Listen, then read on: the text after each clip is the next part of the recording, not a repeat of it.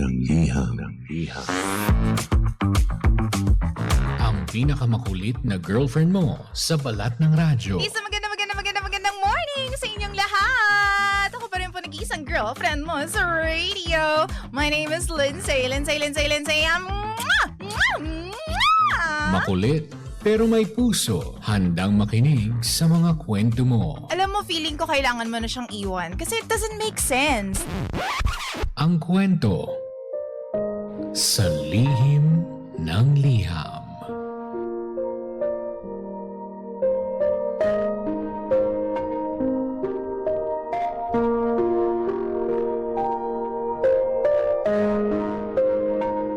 Mahal kong Lindsay. Hindi ko na po pahahabain pa ang kwentong ito. Kailangan ko lamang pong ilabas. Dahil wala po akong ibang mapagsabihan.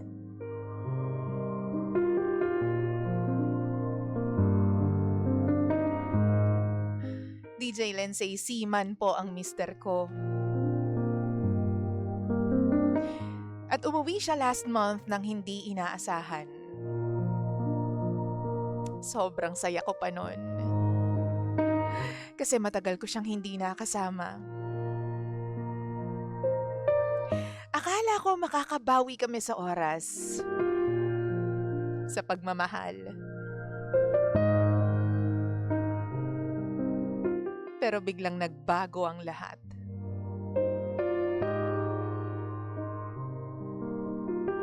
Pangga na aksidente yung sasakyan namin. Ako, puro galos lang yung natamo. Pero yung mister ko, ngayon, agaw buhay dito sa ospital. Hanggang ngayon, hindi pa rin ako makapaniwala sa nangyari. Parang isang iglap lang. Nagbago ang lahat ng plano namin.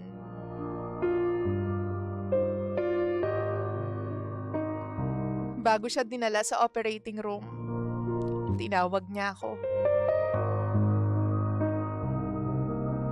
Hinawakan niya yung kamay ko.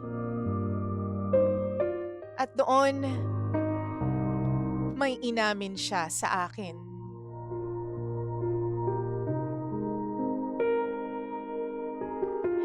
Sinabi niya na meron daw siyang 2 anak sa 2 babae.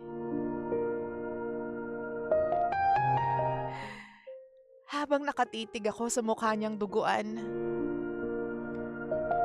parang tumigil yung mundo ko. Doon ko lang naintindihan kung bakit parang hindi pala siya sabik na magkaanak kaming 2. Hindi ko kailanman naramdaman sa kanya yung kagustuhan na bumuo kami ng sarili naming pamilya. Yun pala, may mga anak na siya sa iba.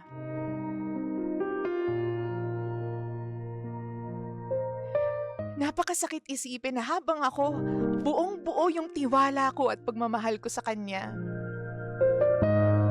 May ganito pala siyang tinatago sa akin sa loob ng napakatagal na panahon.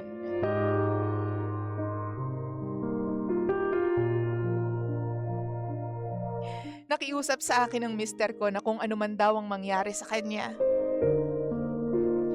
Sana hatiin ko raw ang anumang perang makukuha ko para sa mga anak niya. At sana raw, kung sakaling huling araw na niya, sana raw para yagan ko silang makapunta ng libing niya.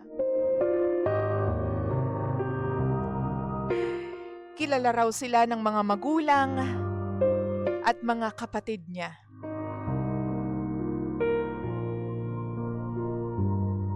Doon lalo po akong nadurog.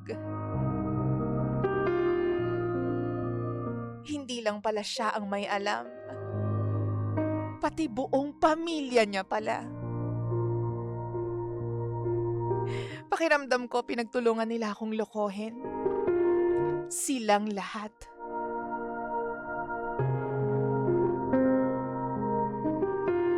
Naging kalmado lamang ako habang kinakausap siya. Kasi alam ko kung ano yung sakit na nararamdaman niya. Yung hirap. Hindi ko kayang dagdagan pa yung bigat na dala niya nung mga sandaling yun. Pero ngayon kasi ako na lang mag-isa. Unti-unting lumalabas yung sakit. Yung galit. At yung sama ng loob.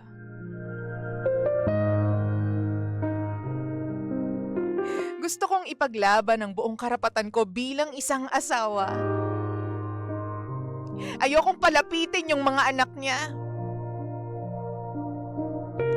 At mas lalong ayoko silang bigyan ng kahit anong parte sa makukuha kong pera.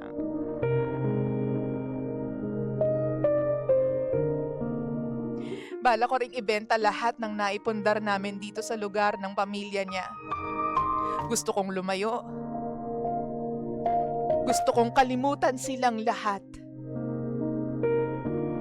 Bilang ganti na lang. Kasi lahat naman sila niloko ako. DJ Lindsay, mag-isa na lang ako ngayon. Napakahirap.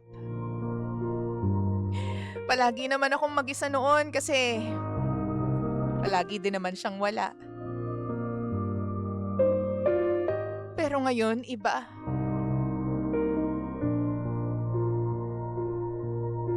Iba yung pangungulila knowing na hindi na siya babalik pa.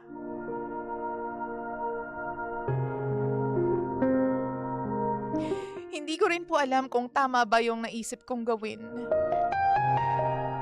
Pero sa ngayon, yun lang ang nararamdaman kong paraan para kahit papano maibsan itong sakit na dinadala ko.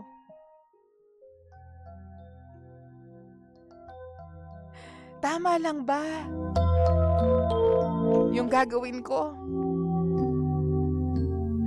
Gusto kong ako yung masunod dahil ako ang asawa. Dapat ako lang.